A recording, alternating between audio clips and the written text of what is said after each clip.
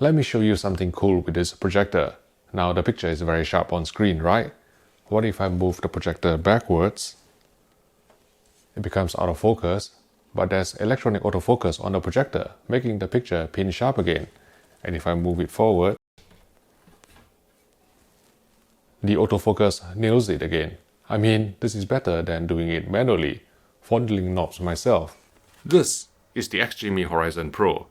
It looks like a shorter and fatter version of a Sonos One speaker, but it is actually a 4K LED projector. Let me turn it on and show you. The greatest party trick of this projector is its auto keystone functionality. If you turn on auto obstacle avoidance, and here I've purposely moved a speaker stand into the light path, the unit will even automatically shrink the projector image while performing the auto keystone to avoid casting a shadow on screen. There is also electronic autofocus every time you power up or move the projector, making it a breeze to set up without requiring too much fiddling on your part. The front of the projector houses the lens and the autofocus camera, but somewhat disappointingly, no lens cover is supplied to prevent dust accumulation on the lens when not in use, so I always keep a protective film handy. That's not an euphemism, by the way.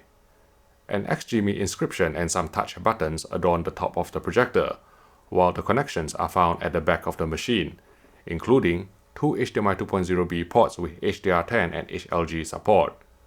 A pair of 8-watt Harman Kardon speakers emit sound from both sides of the projector, which not only provided a wider soundstage and clearer resolution than expected, but also meant that the projector could be placed either in the front or at the back of where you are sitting without sounding distinctly muffled. The supply remote control shares a similar design to the Apple Siri remote, with a sleek form factor and pared down buttons. Our only gripe was that the settings button was too close to the Google Assistant button, causing us to accidentally summon Google Assistant on more than a few occasions. The remote control requires two AAA batteries in an ejectable compartment.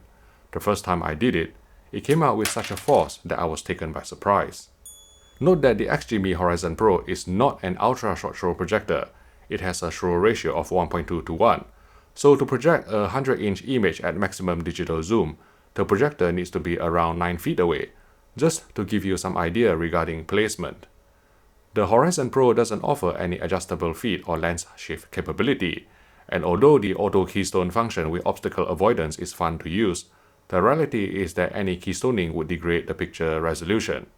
Fortunately, there's a shredder insert on the bottom of the projector, allowing for mounting onto, for example, a ball head tripod for maximum flexibility to get the projector image aligned perfectly to your screen. Just be careful about the heavy power brick hanging down from the projector. You may need to purchase a longer C5 power lead yourself. The XGIMI Horizon Pro uses a 0.47-inch DLP-DMD imaging chip from Texas Instruments, which achieves 4K resolution via mirror flashing techniques. Blacks were typical of DLP projectors, with its LED light source spec'd at 2200 lumens, but closer to half the figure after calibration to D65 white point.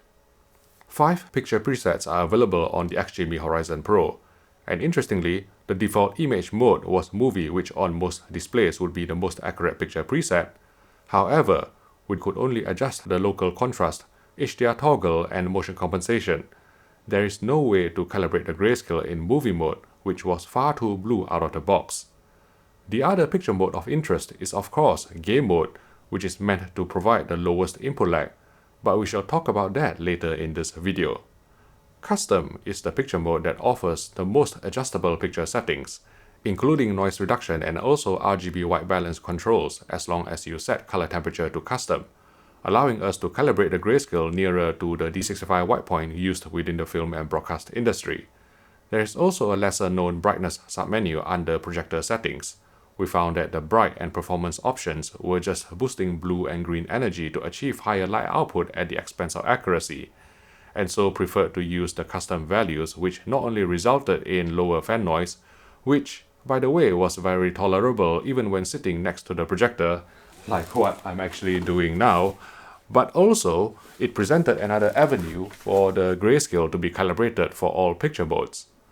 Gamma tracked closer to 2.1 across the luminance range rather than the BT1886 standard, suggesting that XGIMI probably tuned this projector for use in a room with some ambient lighting.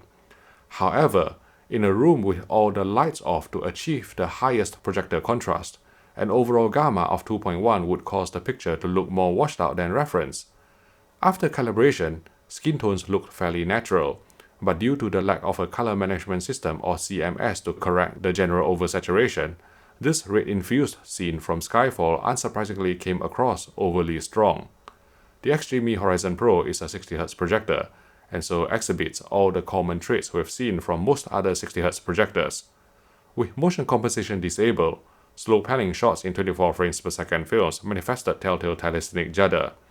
Engaging motion compensation could remove the judder, but would also introduce unmistakable soap opera effect or SOE, not to mention interpolation artifacts such as tearing and sparkles in complex moving sequences.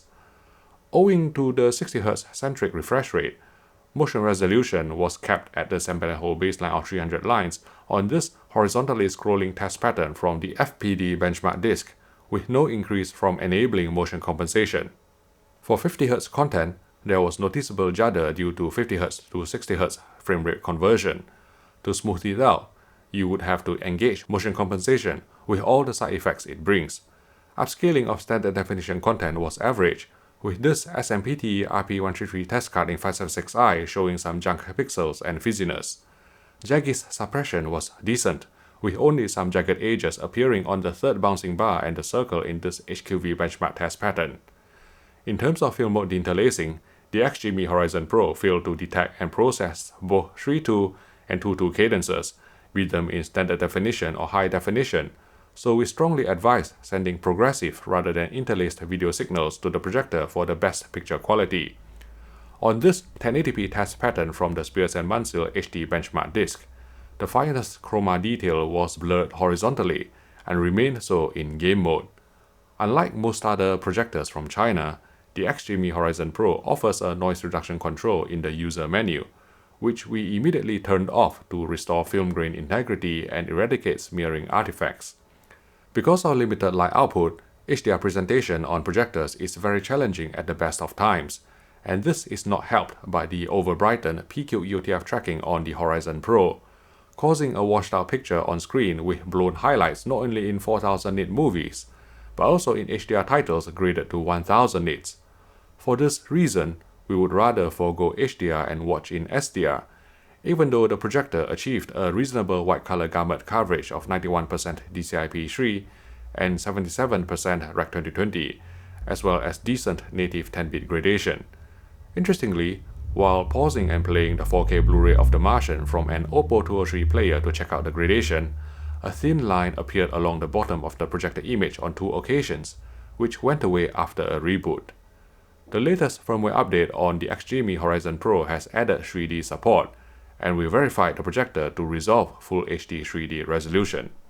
However, since the 2D settings would be carried over to 3D without the ability to be saved independently of each other, not to mention the persistent judder in 3D 24Hz and 3D 50Hz content, because motion compensation had no effect in 3D mode even if it could be enabled according to the setting, let's just say that we won't be breaking out our 3D glasses anytime soon.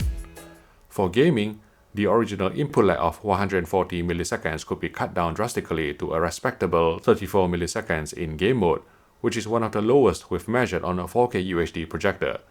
Before you rush out to buy the XGIMI Horizon Pro for responsive big screen gaming though, note that the picture settings in game mode cannot be adjusted at all, so there would be undefeatable edge enhancement, plus the white balance would be overly blue, although the latter could be rectified to a certain extent using the global red, green, and blue controls under the brightness submenu. The XGIMI Horizon Pro runs on Android 10 with Chromecast and Google Assistant built in. We had no problems watching Disney+, but even though we could log into Netflix, playing any title will throw up an error message saying your account can't be used on this device, indicating that the projector is not Netflix approved. But in the meantime, there's a workaround.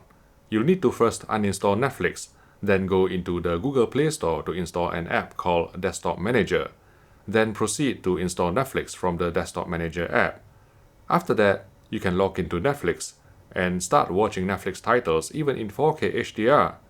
Here, I'm using our planet as an example. Let's sum up. The XGIMI Horizon Pro performed slightly better than what I expected. It is not the best choice for video files, due to grayish DLP blacks, inaccurate colors, fixed 2.1 gamma, and telecinic judder in 24p films.